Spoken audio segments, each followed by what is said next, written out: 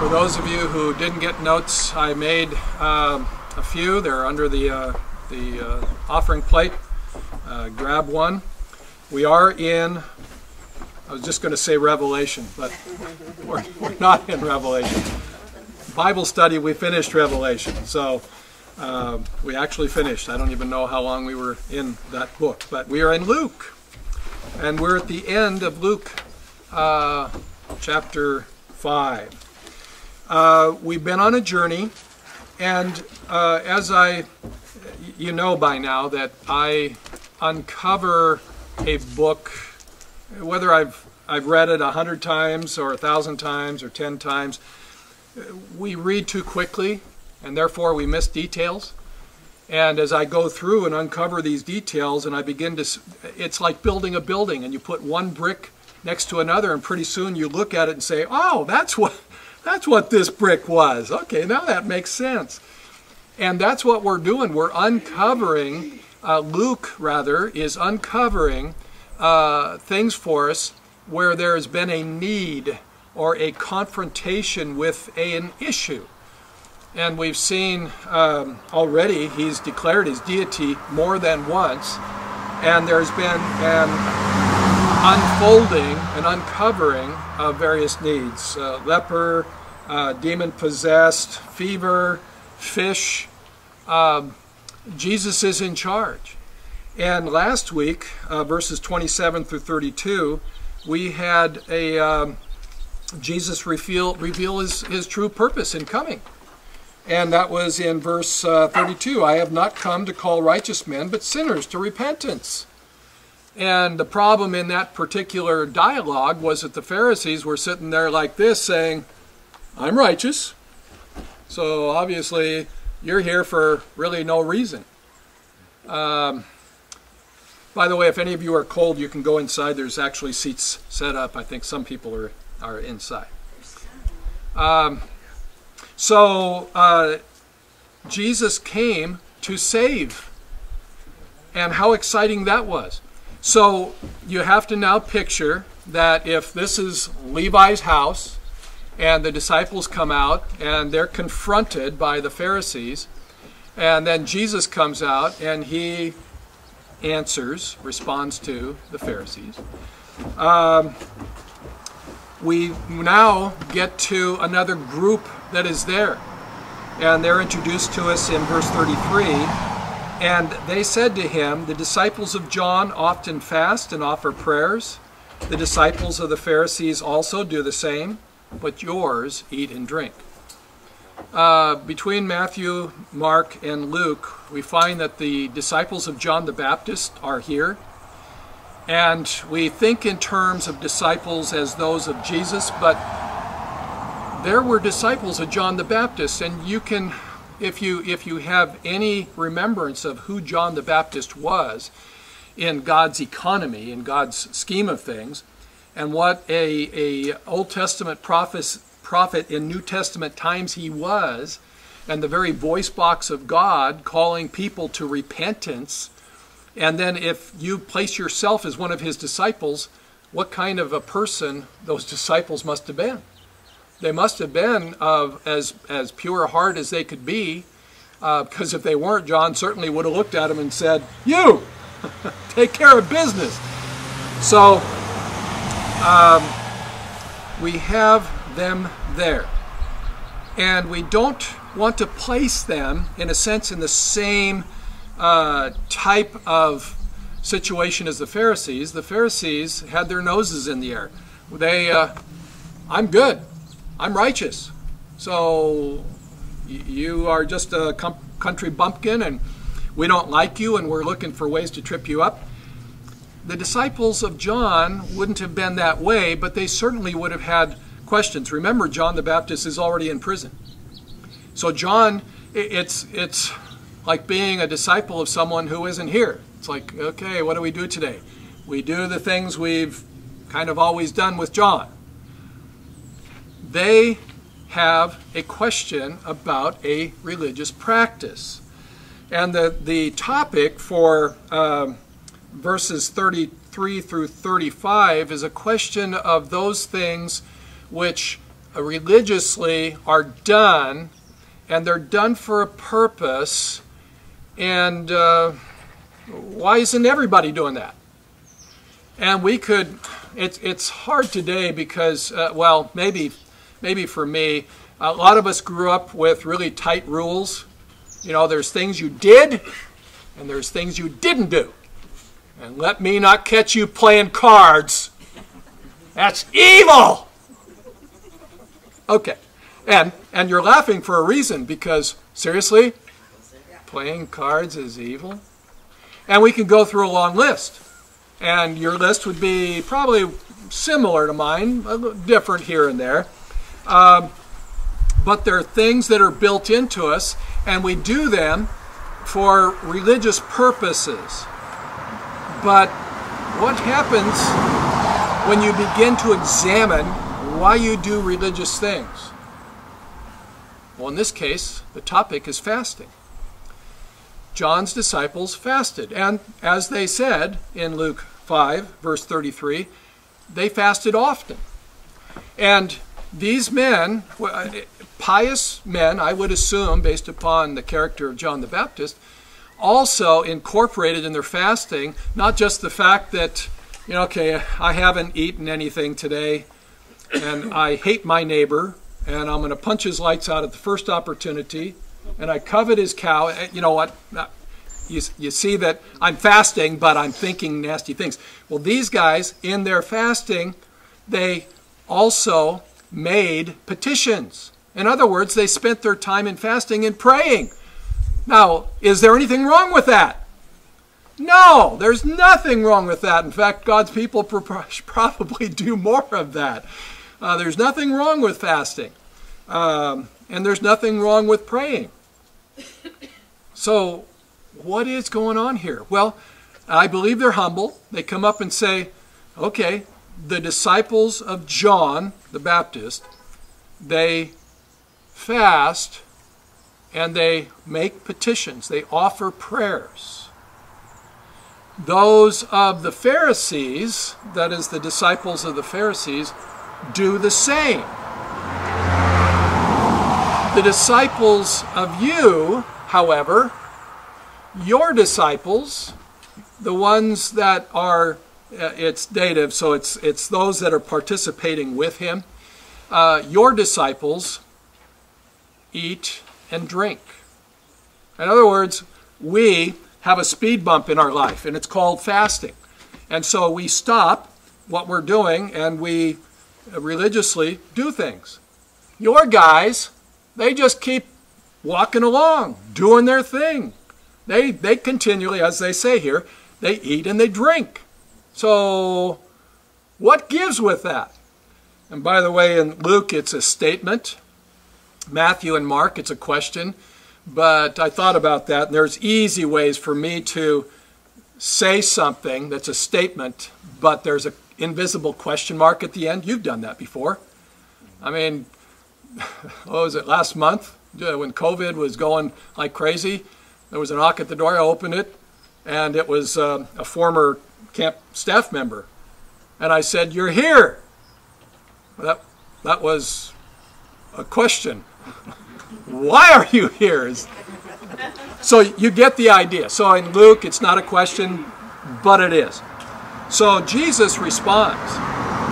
And this is the first of 3 illustrations. The next 2 will be a unit, and it's called a parable. It's a story. But here it's just an illustration.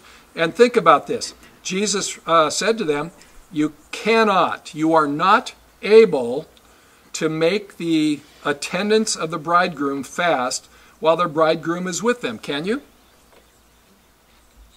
Now, and I'm not saying that every wedding is a joyous occasion, because I've done some that were not joyous occasions. But, all things being equal, weddings are a joyous occasion. So, for those of you who are gals, you go in with your gals and you do what you do, because I don't know. Those of you who are guys, you have your groomsmen and you have your best man. Sometimes I'm in there too, and and we chat and we chat and laugh and have a good time. It's a joyous occasion. So Jesus is asking something really simple. He said, in essence, why in the world would you ask the groomsmen in a bridal party to fast when they have the bridegroom? And the answer is, you wouldn't. That's a silly notion. Bring it down. Very simple now. If you're John's disciple and you're hearing that, you're confronted with something that, yes, it's the illustration of a bridegroom, but who is he really talking about? Since they addressed him and his disciples, he's talking about him. He's the bridegroom. And the attendants of the bridegroom are his disciples. Why in the world would you ask them to fast, which is a speed bump in living, away, in a sense, away from him, while they're joyfully with him? And, of course, Jesus is saying, you would not. He goes on, and this is it's a sad hand tip in verse 35 to what's coming down the road. But the days will come. But the days will come. Also, when the bridegroom is taken away from them, then they will fast in those days. And you just stop and think way ahead, because we know the end story. We've been here long enough to know what happens with Easter, well, rather with Good Friday, with Maundy Thursday. The night in the upper room, there's great joy until there's great sadness, and then there's the debacle in the garden, and then there's the, literally, Jesus taken away and the boys scatter. And then there's the torture and the trials, the torture and the crucifixion, the death, the burial. And where were the boys? Well, they did eventually gather. And they gathered in an upper room. And do you think there was a lot of pizza and burgers and Chinese food? I don't think they ate. I think they were fasting. And that's not specifically and only what this is referring to, because I'm sure they practiced fasting as the years went by. But Jesus is saying there's a time. There's a time, an appropriate time. And this isn't it, because we're at work.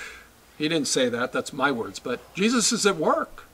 What is he doing? Verse 32, I have come to call righteous men.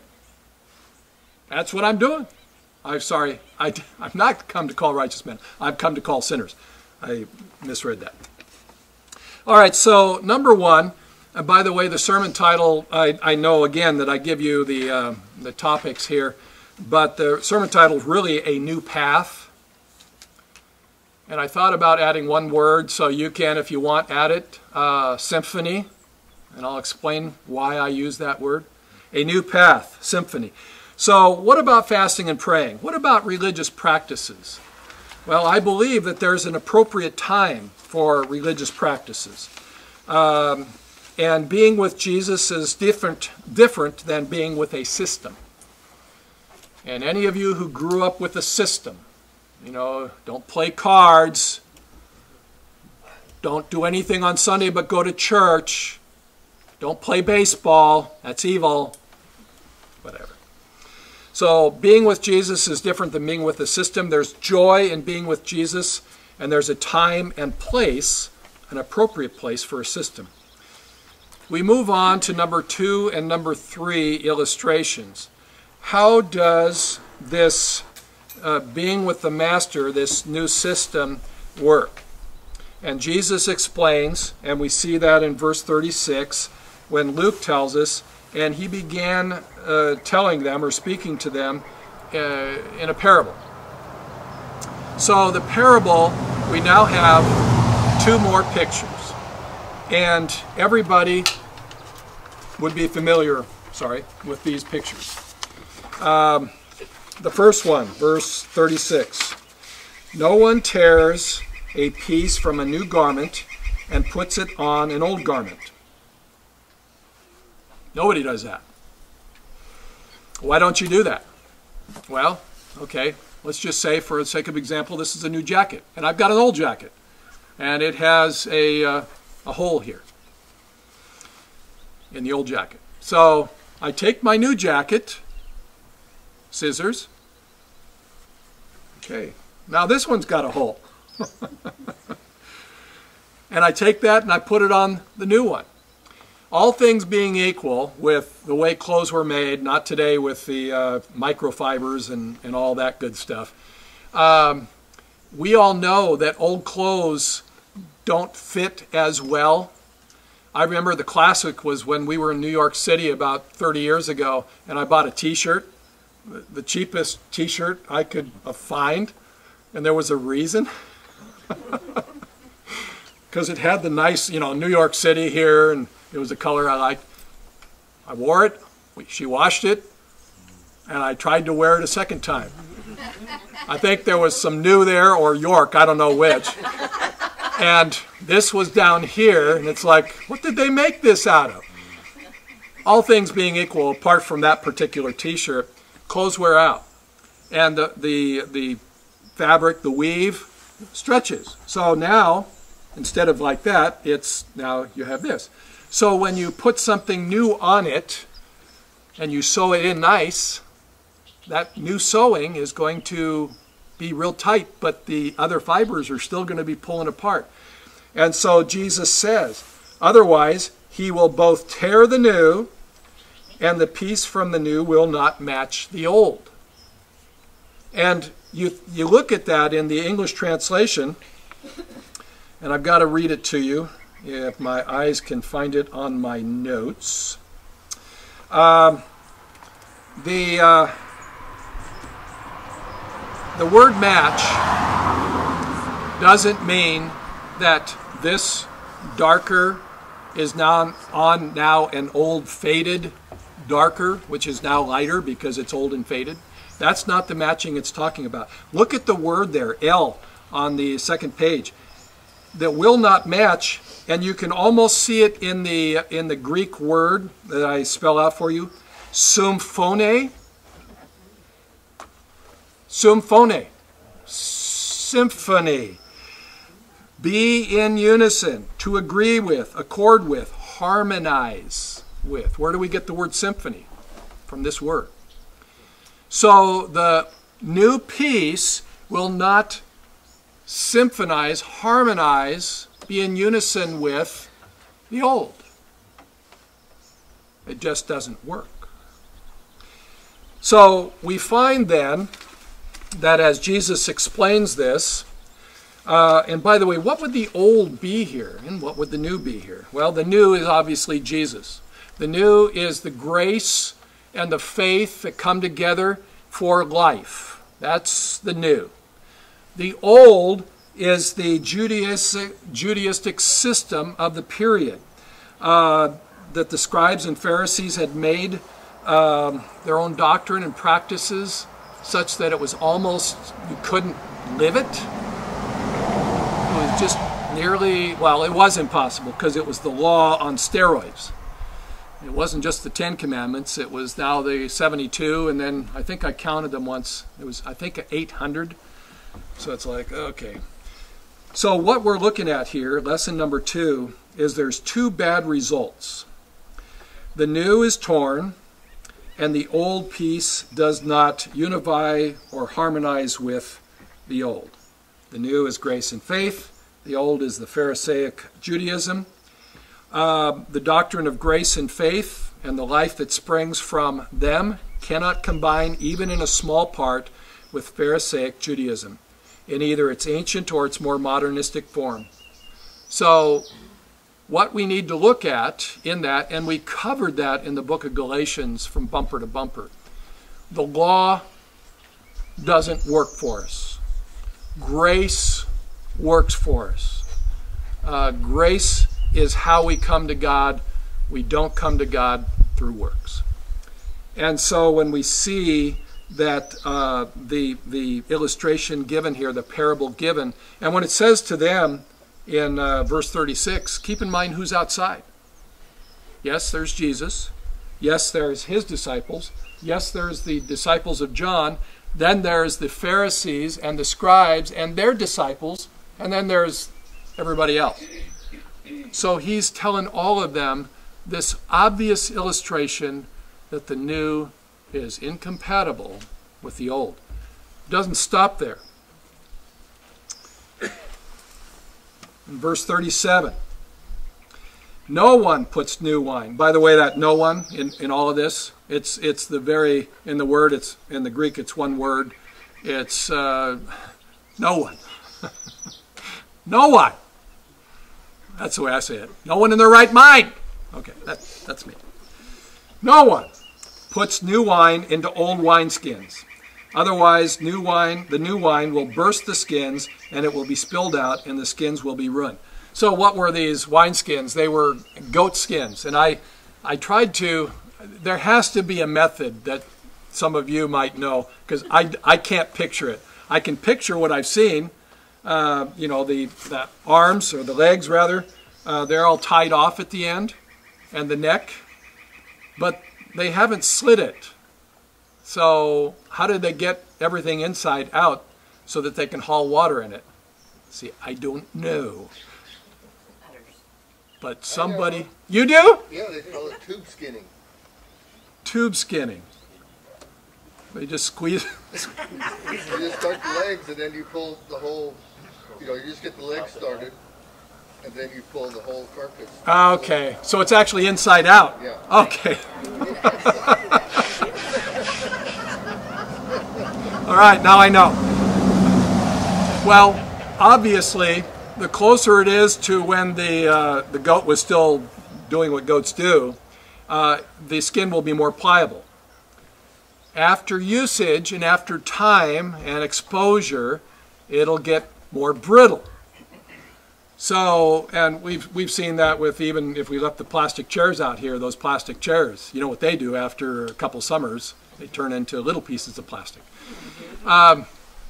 So, new wine is new wine, and it's still fermenting, and you put that inside an old goat skin, and things go ballistic. And it doesn't take much of a tear to everything to spill out. So we look at the difference between these two. The first one was someone trying to take the new and preserve the old. And they're incompatible, doesn't work. But what Jesus is saying here is with trying to preserve the new, there's two bad results. The new is completely lost. So you put the new in the old wineskin bursts, all the new wine is spilled out, and then what happens to the old goat skin? Well, it's unusable. Go ahead and sew all you want, but it's too brittle. You're not going to get any good result. So everything is lost. Jesus says something that if you had ears to hear, you could hear it and understand it. Verse 38, new wine must be put into fresh wineskins. That's the only way it works. There is a total disconnect between the new and the old. Now, we already know that Jesus didn't come to destroy the law, but to fulfill it. And he is the fulfillment. He kept all the commandments, and he showed us how it works. It still won't work for us because we have a sin nature. But he's saying that this new system is apart from the old. It's the new system of grace and faith. So verse 38 is an exclamation point in Jesus' presentation to whoever wants to listen. He says one more thing in verse 39. He says, "And no one, after drinking old wine, wishes for new." He says the old is good enough. So, is that really Jesus saying the old is good enough? Is that what Jesus is saying? The old is good enough? Well, that would be kind of a ludicrous statement, because why else would he have just given us all this new information? He's not saying that. He's saying that those who love the old, feel comfortable with the old, don't bother me with the new facts, I don't want a new way, I'm comfortable with constantly feeling guilty and having to live up to someone else's standards, and once a year I take my trek to Jerusalem and I pay for the very expensive lamb, and they take care of business for me. I love it. Don't confuse me with the facts. Verse 39 is an indictment on all those who plug their ears and say, don't confuse me with the facts. Don't tell me there's a new way. I really like the old. So we find Jesus giving us a new path, and that new path is in symphony. It's in harmony with God's plan. His plan isn't for us to be happy or complacent with the old modus operandi, the old way of doing things. Jesus is here in his person, in front of them, telling them with words that pierce the mind and pierce the heart. Eternal truth that Jesus, without having to use those words, which he uses in John, I am the way. He'll use them. And he's saying it here very clearly. If the disciples of John will hear, and if the disciples of the Pharisees will hear, and if the scribes of the Pharisees will hear, and if the Pharisees will hear, and then we get down to, and if the boys will hear. And then we get down to today. Will I hear? We are confronted in our lives with the old way of doing business with God. A religious system sometimes that we have made up ourselves. How many people do you know that said, hey, when I get to heaven, God's going to know all the good things I've done, and my good deeds will outweigh my bad. What have they just done? They've gone with the old system, their system, not God's system. Too many people have the old way of doing things. The old path depended on me. The old way depended on me. Me and my way of doing things before God. It's all about me. The new path is built by faith upon Jesus Christ and the grace given to us by him. You cannot add anything to the new. It is Christ alone. Anyone with the question? I do. So if I go out and get a new sunspot and put on this old sunspot, which one will get eaten? That's a hard one. I would suggest that you spend time fasting and praying, and you'll get your answer. Say that, so I'm covering it.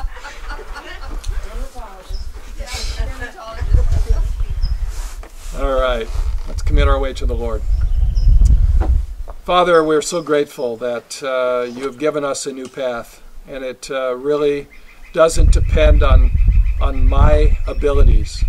It depends on your total giving, your total person and work, your total opportunity. You've given us everything. You are our strength and our help in time of need. You are our sufficiency. You are our provision. We are so grateful that you have offered that to us through Jesus Christ. And we're grateful that we can come to you through him. It's there. It's free. It's available. Jesus made that clear again and again. So today, may we simply follow this new path. And may we be in symphony, in harmony with all that you desire for us.